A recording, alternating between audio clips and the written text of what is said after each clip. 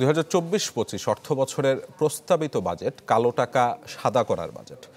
Dhaka reporters ইউনিটিতে এক অনুষ্ঠানে এই মন্তব্য করেছেন বিএনপি মহাসচিব মির্জা ফখরুল ইসলাম আলমগীর। তিনি অভিযোগ করেন যে দুর্নীতিবাজদের সুযোগ করে দিতেই বাজেট দিয়েছে সরকার, ধ্বংস করেছে দেশের সব প্রতিষ্ঠানকে।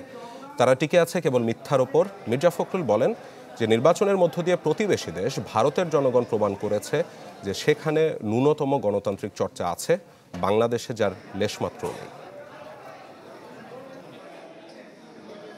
একটা বিশাল হাতি, সে আপনার কতগুলো সাধারণ কৃষক, শ্রমিক, মেহনত মানুষের উপরে উঠে বসে আছে।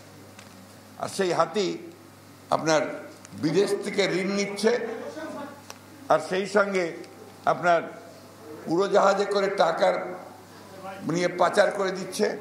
এই বাজেট তো হচ্ছে আপনার কালো টাকার বাজেট। কালো টাকা কি করে সাদা করা যাবে তার বাজেট, কি করে দুর্নীতি আরো বেশি করে করা যাবে তার বাজেট।